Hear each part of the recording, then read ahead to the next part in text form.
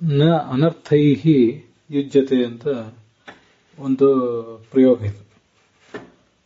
ಹರಿವಂಶ ಪರ್ವದ 34ನೇ ಅಧ್ಯಾಯದ ಕೊನೆಯ 41ನೇ ಶ್ಲೋಕ. ವೃಷ್ಣೇಃ ತ್ರಿವಿಧಮೇತತ್ತು ಬಹುಶಾಖಂ ಮಹೌಜಸಂ ಧಾರಯನ್ ವಿಪುಲಂ ವಂಶಂ ನ ಅನರ್ಥೈರಿಹ ಯುಜ್ಯತೆ ಅಂತ. ವೃಷ್ಣೀಯ ವಂಶವನ್ನ ಯಾರು ಪಠನ ಮಾಡ್ತಾರೆ, ಅದನ್ನು ಮನಸ್ಸಿನಲ್ಲಿ ಧರಿಸ್ಕೋತಾರೆ, ಅವರಿಗೆ ಯಾವುದೇ ರೀತಿಯಾದ ಅನರ್ಥಗಳಾಗೋದಿಲ್ಲ ಅಂತ ಅದರ ತಾತ್ಪರ್ಯ. ಧಾರಯನ್ ಪುರುಷಃ ಅನರ್ಥೈಃ ನ ಯುಜ್ಯತೆ ಅಂತ ಇಲ್ಲಿ ಅಲ್ಲಿರುವಂತಹ ಪ್ರಯೋಗ. ಇದು ಕರ್ಮಣಿ ಪ್ರಯೋಗ, ಯುಜುರಿ ಯೋಗಿ ಅಂತ ಧಾತು. ಅಲ್ಲಿ ಈ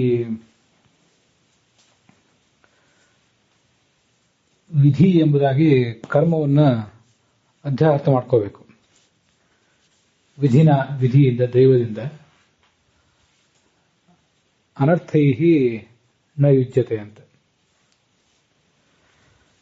ವಿಧಿನ ಪುರುಷಃ ಅನರ್ಥೈಃ ನ ಯುಜ್ಯತೆ ಅಂತ ಅದರದ್ದು ಪೂರ್ಣ ಪ್ರಯೋಗ.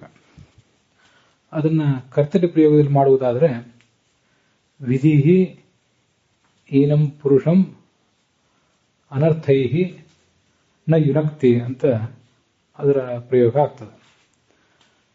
ಈ ಥರ ಮಾಡುವುದೇ ಉಚಿತ ಹೊರತು ಅನರ್ಥಗಳನ್ನೇ ಅಲ್ಲಿ ಕರ್ತೃವಂತ ಮಾಡುವುದು ಉಚಿತ ಅಲ್ಲ.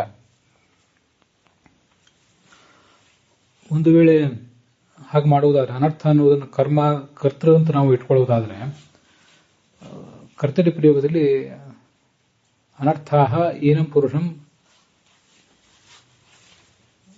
ಯುನಕ್ತಿ ಯುಕ್ತಃ ಯುಂಜತಿ ಅಥವಾ ಯುಂಜಂತಿ ಅಂತಿದ್ದಿರಬೇಕು. ಹಾಗೆ ಪ್ರಯೋಗ ಮಾಡಬೇಕಾಗ್ತದೆ. ಹಾಗೆ ಮಾಡಿದರೆ ಅನರ್ಥಗಳು ಈ ವ್ಯಕ್ತಿಯನ್ನ ಯುಂಜಂತಿ ಅಂತ ಹೇಳಿದಾಗ ತೊಡಗಿಸುತ್ತವೆ. ಯಾವುದರಲ್ಲಿ ತೊಡಗಿಸುತ್ತವೆ ಏನು ಅನ್ನೋದು ಅಲ್ಲಿ ಸ್ಪಷ್ಟ ಆಗೋದಿಲ್ಲ. ಮತ್ತೊಂದು ಯಾವುದೋ ಸಪ್ತಮಿ ವಿಭಕ್ತಿ ಅಂತವಾದ ಪದವನ್ನು ಏನಾದರೂ ಅಧ್ಯಾರ್ಥ ಮಾಡ್ಕೋಬೇಕಾಗ್ತದೆ. ಆದ್ದರಿಂದ ಆದಷ್ಟು ಉಚಿತವಾದ ಪ್ರಯೋಗ ಅಲ್ಲ. ಒಂದು ಕಷ್ಟಕರವಾದಂತಹ ಮಾರ್ಗ ಇದೆ, ಇಲ್ಲಂತಲ್ಲ. ಅನರ್ಥಾಹ ಏನಂ ಪುರುಷಂ ಆತ್ಮಸು ನ ಯುಂಜಂತಿ. ಅನರ್ಥಗಳು ಈ ವ್ಯಕ್ತಿಯನ್ನ ತಮ್ಮಲ್ಲಿ, ಅಂದ್ರೆ ಅನರ್ಥಗಳಲ್ಲಿ ತೊಡಗಿಸುವುದಿಲ್ಲ. ಸರಿಯಾಗಿ ಪಠನ ಮಾಡದೆ ಹೋದ್ರೆ, ಅಧ್ಯಯನ ಮಾಡದೆ ಹೋದ್ರೆ ತಮ್ಮಲ್ಲಿ ಈ ಅನರ್ಥಗಳು ಆ ವ್ಯಕ್ತಿಯನ್ನು ತೊಡಗಿಸ್ತವೆ. ಅಧ್ಯಯನ ಮಾಡಿದ್ದಾದ್ರೆ ತೊಡಗಿಸೋದಿಲ್ಲ ಅಂತ ಹೀಗೆ ಹೇಳಬಹುದು. ಆದರೆ ಅದ್ಯಾಕೋ ಅಷ್ಟು ಸಮಾಧಾನ ಕೊಡುವಂತಹ ಪ್ರಯೋಗ ಅಲ್ಲ. ಆದರೆ ಪೂರ ತಳ್ಳಿ ಹಾಕುವಂತಹ ಪ್ರಯೋಗನೂ ಅಲ್ಲ. ಆದ್ದರಿಂದ ವಿಧಿ ಅಂತ ಇಲ್ಲಿ ಕರ್ತೃವನ್ನು ಅಧ್ಯಾಹಾರ ಮಾಡಿಕೊಂಡು ವಿಧಿ ಏನಂ ಪುರುಷಂ ಅನರ್ಥೈಃ ನ ಯುನಕ್ತಿ ಅಂತ ಹೀಗೆ ಕರ್ತೃಪದ ತಿಳ್ಕೊಂಡು ಅದರ ಕರ್ಮಣಿ ಪ್ರಯೋಗವಾಗಿ ವಿಧಿನ ಅಯಂ ಪುರುಷಃ ಅನರ್ಥೈಃ ನ ಯುಜ್ಯತೆ ಅಂತ ಹೀಗೆ ಮಾಡುವುದು ಉಚಿತವಾಗಿ ಕಾಣಿಸ್ತದೆ. ವಾಯುಸ್ಥಿತಿಯಲ್ಲಿ ನಿರ್ಮೃದ್ದನ್ನತೇತ್ನಂ ಅನ್ನುವಂತಹ ಶ್ಲೋಕದಲ್ಲಿ ತಾವತ್ಯ ಯೋಜಿ ತೃಪ್ತ್ಯ ಕಿಮೂದ ಭಗವನ್ ರಾಜಸೂಯಾಶ್ವಮೇಧೆ ಅಂತ ಇದೆ. ಅಲ್ಲಿ ಕೃಷ್ಣ ತೃಪ್ತ್ಯ ಆಯೋಜಿ, ತಾವತ್ಯ ತೃಪ್ತ್ಯ ಆಯೋಜಿ ಕಿಂ ಅಂತಿದೆ. ನಾನು ಸೌಲಭ್ಯಕ್ಕಾಗಿ ತಾವತ್ಯ ಅನ್ನೋದನ್ನು ಮತ್ತೆ ಕಿಂ ಅಂತ ಅನ್ನೋದನ್ನು ಬಿಟ್ಟಿದ್ದೇನೆ. ಅಲ್ಲಿ ಕೃಷ್ಣ ಅನ್ನೋದು ಕರ್ಮ, ತೃಪ್ತ್ಯ ಅಂತ ಅನ್ನೋದು ಅಧಿಕರಣವನ್ನು ಹೇಳುವಂತಹ ಶಬ್ದ. ಹಾಗೆ ಹಿಂದೆ ಹೇಳಿದ್ನಲ್ಲ, ಅಲ್ಲಿ ಅನರ್ಥ ಅನ್ನೋದು ಕರ್ಣವನ್ನು ಹೇಳುವಂಥ ಶಬ್ದ, ಅಧಿಕರಣ ಅಲ್ಲ, ಕರ್ಣವನ್ನು ಹೇಳುವಂಥ ಶಬ್ದ. ಅಲ್ಲಿ ಕರ್ಣವನ್ನು ಹೇಳುವುದು ಅನರ್ಥವನ್ನ, ಅನರ್ಥ ಅನ್ನುವುದು ಅಲ್ಲಿ ಕರ್ಣ, ಇಲ್ಲಿ ತೃಪ್ತಿ ಅನ್ನುವುದು ಕರ್ಣ ಅಥವಾ ನಿಮಿತ್ತ. ಕೃಷ್ಣ ಅಂತ ಅನ್ನೋದು ಕರ್ಮ. ಮತ್ತೆ ಅಲ್ಲಿ ಸಂದರ್ಭವನ್ನೇ ನೋಡಿದ್ರೆ ಗೊತ್ತಾಗ್ತದೆ. ಭೀಮಸೇನ ಅಂತ ಅನ್ನೋದು ಅಲ್ಲಿ ಕರ್ತೃ.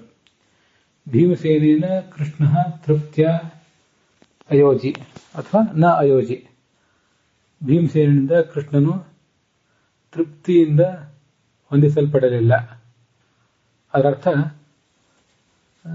ತೃಪ್ತಗೊಳಿಸಲ್ಪಡಲಿಲ್ಲ ಅಂತಲೇ ಹೀಗೆ ಅರ್ಥನೇ ಅದಕ್ಕೆ. ಅದು ಹೇಳುವ ಶೈಲಿ ಅಷ್ಟೆ. ನಾ ಅನರ್ಥ ಈ ಯುಜ್ಯತೆ ಇಲ್ಲಿ ಕೂಡ ಅಷ್ಟೇ. ಅನರ್ಥಗಳನ್ನು ಇವನು ಹೊಂದುವುದಿಲ್ಲ ಈ ವ್ಯಕ್ತಿ, ಅನರ್ಥಗಳನ್ನು ವಿಧಿ ಕೊಡುವುದಿಲ್ಲ, ಅದು ಕರ್ತವ್ಯ ಪ್ರಯೋಗ. ಹೀಗೆ ಅಲ್ಲಿ ಅನರ್ಥ ಅಂತನ್ನುವುದನ್ನ ಕರಣ ಅಂತ ಇಲ್ಲಿ ಭಾವಿಸುವುದು ಉಚಿತ.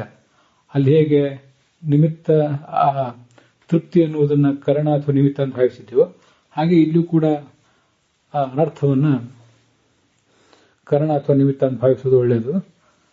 ಅಲ್ಲಿ ಭೀಮಸೇನ ಅಂತನ್ನುವುದು ಆ ಸಂದರ್ಭವನ್ನು ನೋಡಿದಾಗ ಸುಲಭವಾಗಿ ನಮ್ಗೆ ಅಧ್ಯಾಹಾರ ಮಾಡಲಿಕ್ಕೆ ಸಾಧ್ಯ ಆಗುವಂಥದ್ದು.